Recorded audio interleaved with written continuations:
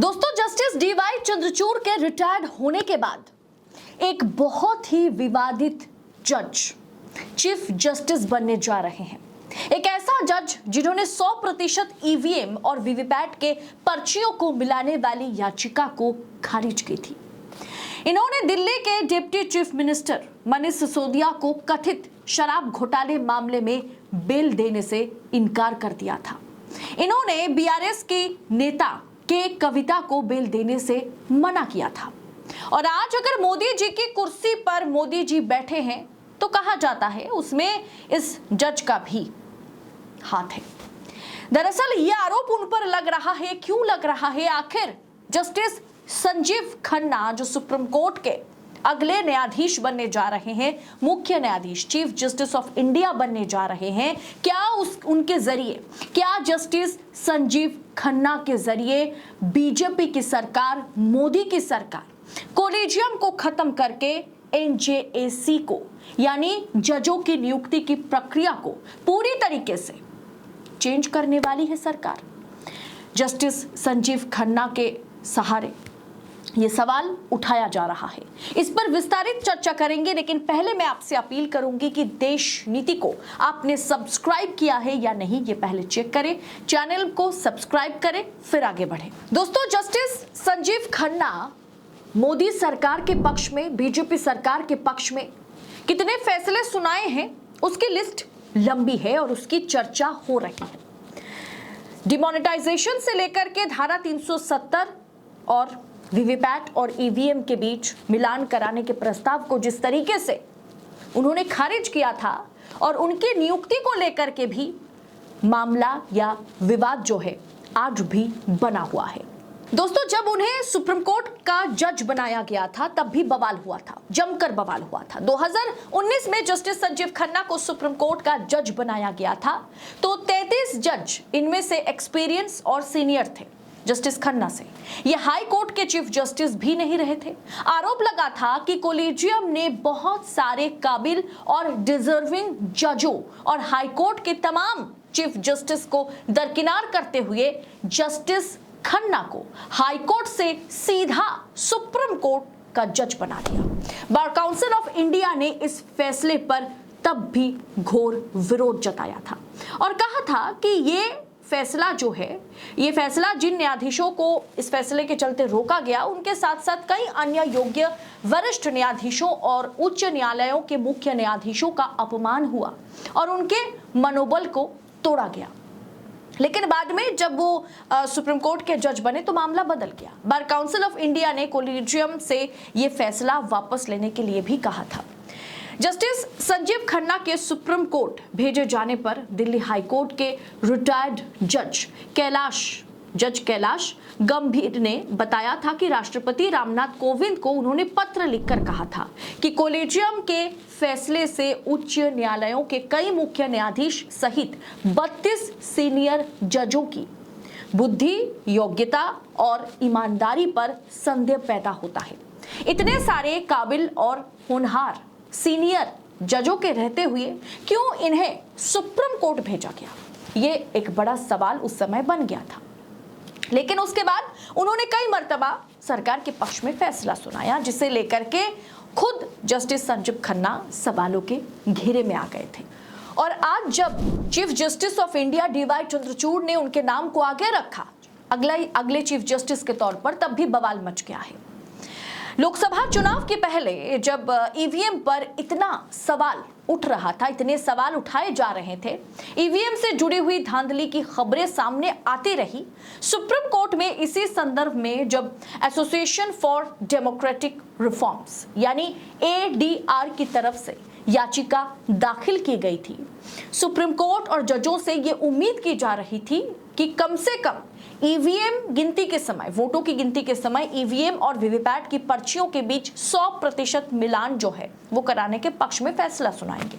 उन्होंने इस याचिका को खारिज कर दिया था और इलेक्शन कमीशन पर पूरा भरोसा जताने के लिए आम पब्लिक को उन्होंने कहा था। लोकसभा चुनाव के दौरान अलग अलग संस्थाओं ने चुनाव आयोग की भूमिका पर सवाल उठाया था, लेकिन सुप्रीम कोर्ट और जस्टिस खन्ना के पास मौका था राजीव कुमार को घेरने के लिए, लेकिन उन्होंने उन्हें जाने दिया। अब दोस्तों, इतना ही नहीं, इसी साल जब लोकसभा चुनाव से पहले मुख्य चुनाव आयुक्त चीफ इलेक्शन कमिश्नर के अपॉइंटमेंट करने वाले कानून में बदलाव किया गया था। पहले मुख्य चुनाव आयुक्त को नियुक्त करने के लिए प्रधानमंत्री, लीडर ऑफ ऑपोजिशन और सुप्रीम कोर्ट के मुख्य न्यायाधीश की कमेटी होती थी। फिर सुझाव में यह देखा गया कि राष्ट्रपति मुख्य चुनाव आयोग की नियुक्ति करते थे, पर मोदी सरकार ने इस फैसले को बदल दिया और कमेटी में मुख्य न्यायाधीश की जगह एक कैबिनेट मिनिस्टर को उन्होंने शामिल कर दिया। यह मामला जब सुप्रीम कोर्ट पहुंचा तब यह माना जा रहा था कि चीफ जस्टिस के इतने बड़े अपमान पर सुप्रीम कोर्ट कुछ ना कुछ करेगा। तब जस्टिस संजीव खन्ना ने यह कहा था कि हम किसी कानून पर कैसे रोक लगा सकते हैं, सरकार ये कानून बनाई। इसी के बाद राजीव कुमार का चयन मुख्य चुनाव आयुक्त के तौर पर हुआ था। इसके अलावा जब बीजेपी की सरकार ने जम्मू कश्मीर में आर्टिकल 370, जिससे कि जम्मू और कश्मीर को विशेष राज्य का दर्जा प्राप्त था, उसे हटाया गया, तब इस फैसले को सुप्रीम कोर्ट में चुनौती दी गई थी। सुप्रीम कोर्ट ने सरकार द्वारा धारा 370 को हटाए जाने का समर्थन किया था और उस फैसले को सही ठहरा दिया था। इसी बेंच ने यह फैसला सुनाया था। जस्टिस खन्ना की बेंच ने इस फैसले के पक्ष में फैसला सुनाया था। लेकिन दोस्तों, सवाल ये उठता है कि क्या chief Justice of India DY Chandrachud 10 नवंबर को रिटायर होंगे और उनके बाद 6 महीने के लिए जस्टिस खन्ना को, एक ऐसे जज को जिनके हमेशा से जो जज की नियुक्ति को लेकर के विवाद बना रहा, उस जज को जब चीफ जस्टिस ऑफ इंडिया बनाया जाएगा, जिसे लेकर के विपक्ष तमाम तरह के सवाल उठा रहे हैं, ऐसे में क्या chief Justice of India justice Khanna को बनाने के बाद क्या भारतीय जनता पार्टी की सरकार, क्या मोदी जी की सरकार कोलिजियम को पूरी तरीके से खत्म करने वाली है? क्योंकि हमने देखा था जब CJI DY चंद्रचूड़ मुख्य न्यायाधीश बने थे, चीफ जस्टिस ऑफ इंडिया बने थे, तब किरण रिजिजू कानून मंत्री थे। किरण रिजिजू और chief Justice of India DY Chandrachud के बीच कोलिजियम प्रणाली को लेकर के, यानी जजों की नियुक्ति को लेकर के बवाल मचा हुआ था, जंग छिड़ी हुई थी। नरेंद्र मोदी की सरकार ने कई मर्तबा ये प्रयास किया कि जजों की नियुक्ति को वो अपने हाथों में कर सके। क्या जस्टिस खन्ना के जरिए मोदी सरकार फिर एक बार कोलिजियम को खत्म करने की कोशिश करेगी? क्या ये 6 महीने का जो वक्त या कार्यकाल जस्टिस खन्ना के पास होगा, क्या वो जनता की उम्मीदों पर खड़े उतर पाएंगे? क्योंकि कई मर्तबा हमने देखा उन्होंने कुछ ऐसे फैसले सुनाए जिससे लेकर के जनता के मन में, विपक्ष के मन में तमाम तरह के सवाल का जगह उन्होंने बना दिया था। अब ऐसे में क्या जस्टिस खन्ना सरकार का साथ देंगे? क्या उनके बदौलत, उनके सहारे कहीं ना कहीं कोलिजियम को खत्म करके NJAC प्रक्रिया को लागू किया जाएगा? जजों की नियुक्ति बीजेपी सरकार अपने हाथ में करने वाली है जस्टिस खन्ना के जरिए, या फिर जस्टिस खन्ना जो फैसला चाहे कुछ भी है, कई मर्तबा वर्डिक्ट से पहले अपने कोर्ट रूम में जिस तरीके से उन्होंने कई मर्तबा बीजेपी सरकार को लताड़ा है, क्या अब उनके पास मौका होगा बतौर चीफ जस्टिस के तौर पर? क्या उस मौके का पूरी तरीके से वो उपयोग करेंगे या दुरुपयोग करेंगे?